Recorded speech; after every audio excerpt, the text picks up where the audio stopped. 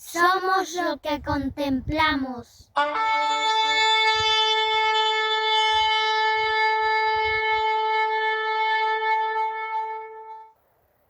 Es una ley del espíritu humano que nos hacemos semejantes al objeto que contemplamos. ¿A quién debemos asemejarnos? Ser semejante a Jesús, esta es la meta del cristiano. El apóstol Pablo indicaba, puestos los ojos en Jesús, el autor y consumador de la fe. El apóstol Juan declaraba, el que dice que permanece en él, debe andar como él anduvo. El apóstol Pedro testificaba, pues para esto fuisteis llamados, porque también Cristo padeció por nosotros, dejándonos ejemplo para que sigáis sus pisadas. Y el mismo Señor Jesús suplicaba diciendo, porque ejemplo os he dado, para que como yo os he hecho, vosotros también hagáis. Por tanto nosotros todos, mirando a cara descubierta como en un espejo la gloria del Señor, somos transformados de gloria en gloria en la misma imagen, como por el Espíritu del Señor. ¿Cómo el apóstol Juan llegó a ser semejante a Jesús? Juan no poseía por naturaleza la belleza de carácter que reveló en su postrera experiencia. Tenía defectos graves.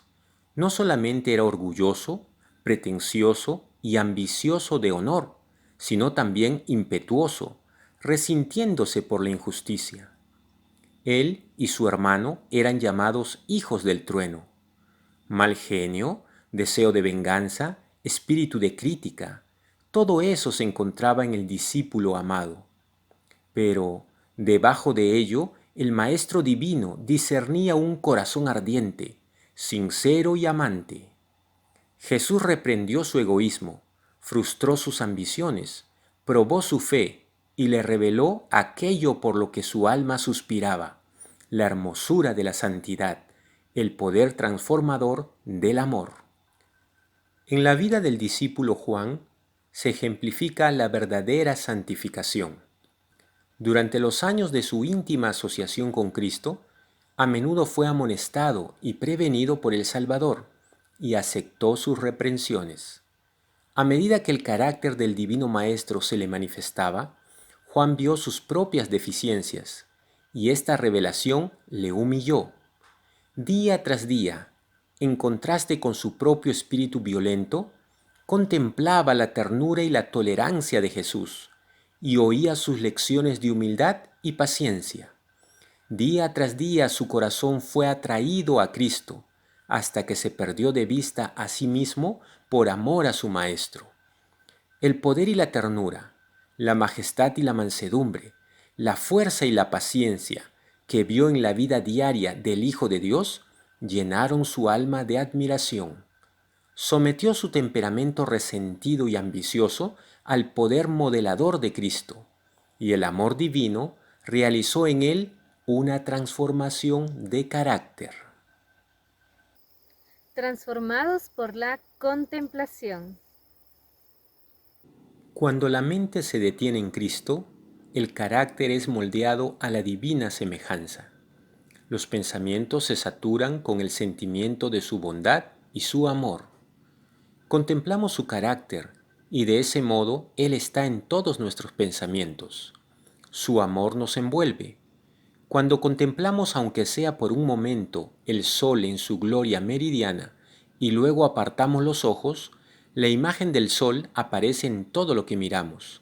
Así ocurre cuando contemplamos a Jesús. Todo lo que miramos refleja su imagen, el sol de justicia. No podemos ver ninguna otra cosa o hablar de ninguna otra cosa. Su imagen está impresa en los ojos del alma, influye en cada detalle de nuestra vida diaria, suavizando y subyugando nuestra naturaleza entera. Contemplando, somos formados a la semejanza divina, la semejanza de Cristo. ¿Hay un aspecto puntual en el cual deberíamos llegar a ser semejantes a Jesús?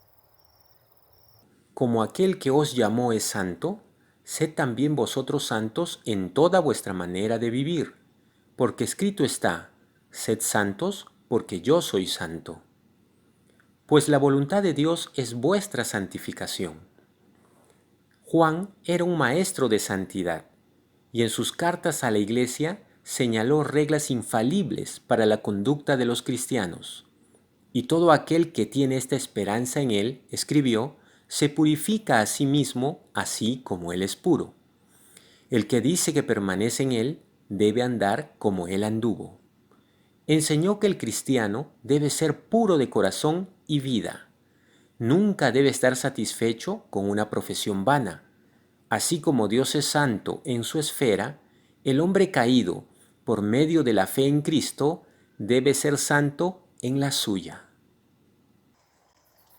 ¿Por qué a los discípulos les llamaron cristianos? Fue en Antioquía donde los discípulos fueron llamados por primera vez cristianos. El nombre les fue dado porque Cristo era el tema principal de su predicación, su enseñanza y su conversación. Continuamente volvían a contar los incidentes que habían ocurrido durante los días de su ministerio terrenal, cuando los discípulos eran bendecidos con su presencia personal. Se explayaban incansablemente en sus enseñanzas y en sus milagros de sanidad. Con labios temblorosos y ojos llenos de lágrimas, hablaban de su agonía en el jardín, su traición, su juicio y su ejecución, de la paciencia y humildad con que había soportado el ultraje y la tortura que le habían impuesto sus enemigos, y la piedad divina con que había orado por aquellos que lo perseguían. Su resurrección y ascensión, su obra en el cielo como el mediador del hombre caído, eran temas en los cuales se gozaban en explayarse. Bien podían los paganos llamarlos cristianos, siendo que predicaban a Cristo y dirigían sus oraciones al Padre por medio de él. Fue Dios el que les dio el nombre de cristianos. Este es un nombre real que se da a todos los que se unen con Cristo. ¿Qué propósito tiene Dios para con su iglesia? La santificación de la Iglesia es el propósito de Dios en todo su trato con su pueblo. Lo escogió desde la eternidad para que fuese santo. Dio a su Hijo para que muriese por él, a fin de que fuese santificado por medio de la obediencia a la verdad, despojándose de todas las pequeñeces del yo. Requiere de él una obra personal, una entrega individual. Dios puede ser honrado por los que profesan creer en él únicamente cuando se asemejan a su imagen y son dirigidos por su espíritu. Entonces, como testigos del Salvador, pueden dar a conocer lo que ha hecho la gracia divina por ellos. Cristo amó a la Iglesia y se entregó a sí mismo por ella, para santificarla, habiéndola purificado en el lavamiento del agua por la palabra, a fin de presentársela a sí mismo una Iglesia gloriosa que no tuviese mancha ni arruga ni cosa semejante, sino que fuese santa y sin mancha. Amados, ahora somos hijos de Dios, y aún no se ha manifestado lo que hemos de ser, pero sabemos que cuando Él se manifieste, seremos semejantes a Él, porque le veremos tal como Él es. Y todo aquel que tiene esta esperanza en Él, se purifica a sí mismo, así como Él es puro.